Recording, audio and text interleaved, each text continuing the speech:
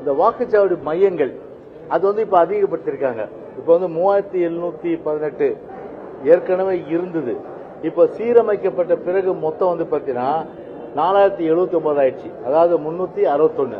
இப்ப நாங்க என்ன சொன்னோம், நீங்க வாக்குச்சாவடி இது ஒரு பூத்துல இப்ப வந்து ஓட்டு குறைஞ்சிருக்கு. இப்போ அதாவது பாகங்கள்ல அப்படி குறையும் போது என்ன பண்ணீங்கன்னா, நீங்க வந்து இந்த பாகத்திலிருந்து அடுத்த தெரு 2-3 தெரு தள்ளி அதை ஓட்டை வந்து சேர்க்காதீங்க. நீங்க எங்க வந்து பாத்தீங்கன்னா அந்த சென்டருக்குள்ளவே அந்த பாகத்திலேயே இப்ப ஆண் பெண் பிரிச்சு நீங்க வந்து ஒரு சமநிலைப்படுத்தி நீங்க வந்து வாக்குச்சாவடி மையத்தை நீங்க வந்து ஏற்படுத்துங்க. அதுல எங்களுக்கு மாறுபட்ட கருத்து இல்லை.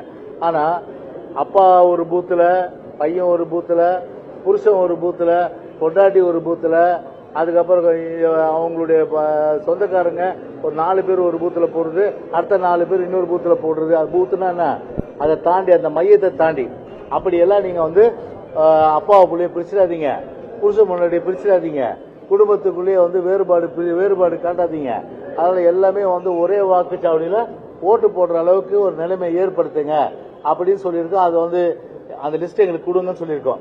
அந்த லிஸ்டும் கொடுத்துறோம்னு சொல்லியிருக்காங்க. அப்புறம் வந்து ஒவ்வொரு தொகுதி வைஸா எவ்வளவு பேர் இறந்தவங்க, எவ்வளவு பேர் குடிபெயர்ந்தவங்க, எவ்வளவு பேர் ஆப்சென்ட், மற்ற இனங்கள் எவ்வளோ, இரட்டை பதிவு எவ்வளோ, அதெல்லாம் வந்து டீட்டெயில்ஸ் கேட்டிருக்கோம். அது வந்து நாளைக்கு தரேன்னு இருக்காங்க. இது தவிர இப்ப வந்து ஒட்டுமொத்தமா இது வந்து ஒரு வரை வாக்காளர் பட்டியல் வந்து இன்னைக்கு வெளியிட்டாங்க.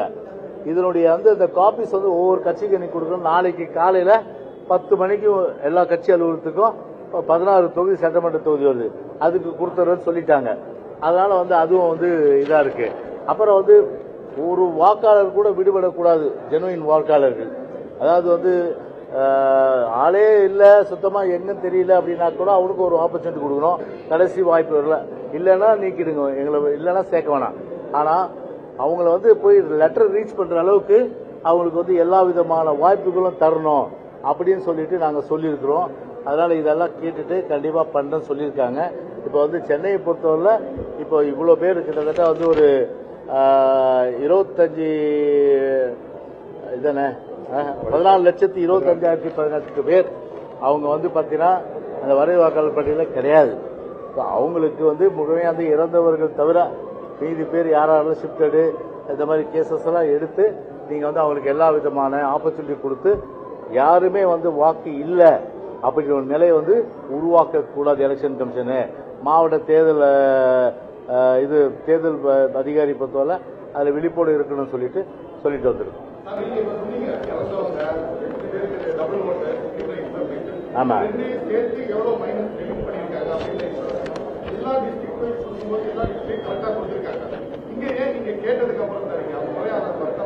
என்னதுங்க ஜெபர்சன்?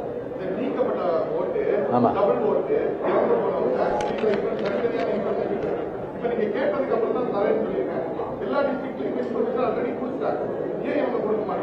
அது நீங்க கமிஷனர் தான் கேட்கணும். நீங்க நாங்க கேட்கறத கேட்டோம், நாளைக்கு தரேன்னு சொல்லியிருக்காங்க. இப்போ கமிஷனர் பேட்டி கொடுப்பார் இல்லையா மாவட்ட தேர்தல் அதிகாரி, அந்த கேள்வியை அன்போடு அவர்கிட்ட கேளுங்க. இல்ல நாங்க கேட்டோம், நாங்க கேட்ட பிறகுதான் நாளைக்கு தரேன்னு சொல்லியிருக்காங்க. நாளைக்கு தந்த பிறகு எங்களுடைய கட்சி BLA 2 இருக்காங்க இல்லையா, BLA 2 அவங்க வந்து வீடு வீடா போய் பார்த்துட்டு நாங்களும் என்ன பண்ணுவோம், முழுமையா வந்து யாரும் வந்து அந்த வாக்கு மறுக்கக்கூடாத அடிப்படையில் கண்டிப்பா பார்த்தீங்கன்னா அந்த ஜனநாயக கடமை எல்லாரும் ஆற்றுற அடிப்படையில் எங்க கடமையும் இருக்கும்.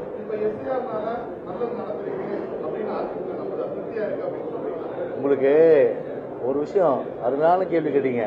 நான் இதுக்கு முன்னாடி சொல்லிட்டேன், SIR ஏன் அதிமுக வரவேற்குது, அதான் பாயிண்ட்.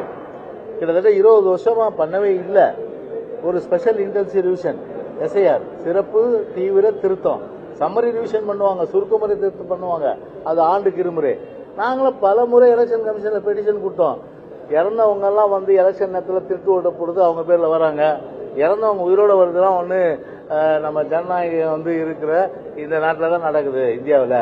அப்போ இது சொல்லி சொல்லி சொல்லி சொல்லி பார்த்து இறந்தவங்களும் எடுக்கல. இப்போ எப்படி, இப்போ SIR தானே இப்போ வந்து SIR எதிர்க்கிறாங்களே.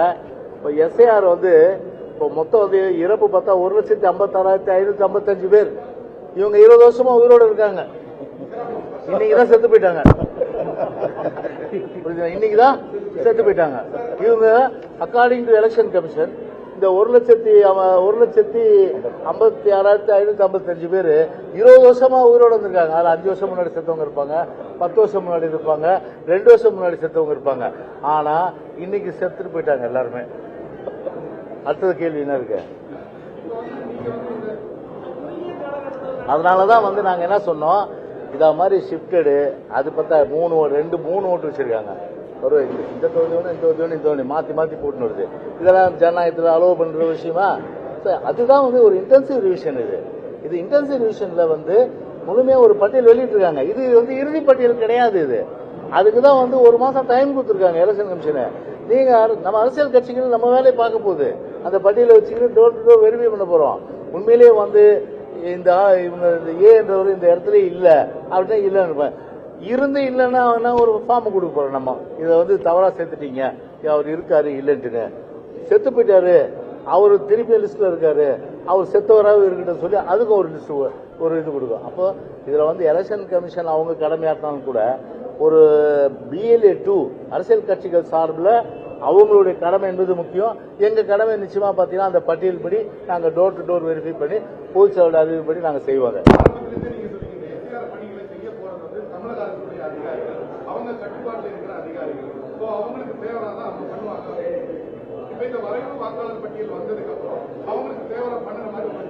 இல்லங்க, இப்போ டெக்னிக்கலா கேக்குறீங்க நீங்க. வரைவு வாக்காளர் பட்டியல் இன்னைக்கு வந்தாச்சு இல்லையா? இத பார்த்த பிறகு லாஸ்ட் டேட் ஒரு ஃபைனல் லிஸ்ட் வரும் இல்லையா? அப்ப இந்த கேள்வி கேளுங்க. இப்ப இந்த கேள்வி கேட்காதீங்க. நாங்க டோர் டு டோர் வெரிஃபை பண்ணிட்டு will come back to again. உங்களுக்கு மறுபடியும் நாங்க வரோம். ஓகேவா?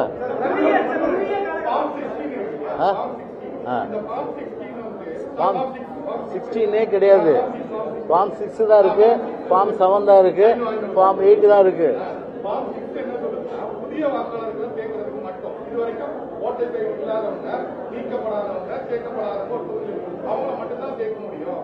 ஏற்கனவே ஒரு தொகுதியில் நீக்கப்பட்டவங்களையும் ஏற்கனவே இந்த மாதிரி நீக்கப்பட்டவங்க திரும்ப மூலியமா உள்ள வர முடியாது அப்படின்னு சொல்றாங்க. அப்படி கிடையாது. அதுதான் 3 ஃபார்ம் இருக்குல்ல, 6, 7, 8. அதாவது 6வது படிவம் பாத்தீங்கன்னா வாக்காளர் சேர்க்கிறது, 7வது நீக்கம், 8வது திருத்தம். போதுங்களா? அது சேர்க்கலாம் இல்ல. நீங்க பாத்தீங்கன்னா நீங்க உங்களுக்கு புதிய வாக்காளர் சேர்க்கறதுக்கு படிவம் 6 கொடுத்து சேர்க்கலாம். அதுல மாறுபட்ட கருத்து இல்ல. படிவம் 6 அதுக்கு தானே இருக்கு. 8 அதுக்கு தான் அவங்க என்ன சொல்ல, மறுபடியும் 8ல வருவாங்க. அவங்க 8ல வரும். ஆமா, ஜாயின் பண்றாங்க. ஓகே, உங்களுக்கு எங்க ஓட்டு இருக்கு? உங்களுக்கு எங்க ஓட்டு இருக்கு? மதுரை. எந்த ஊரு நீங்க? எந்த ஊரு? சென்னைனா? இப்ப வேற நீங்க எந்த ஊரு? ராயபுரம். வேற எந்த ஊரு? ஓட்டு மட்டும் போட்டிருப்பா. நீங்க எந்த ஊரு? அதேதான். நீங்க திருவள்ளூர்.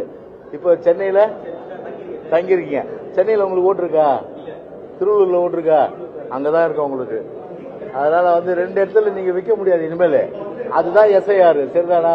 போதும்.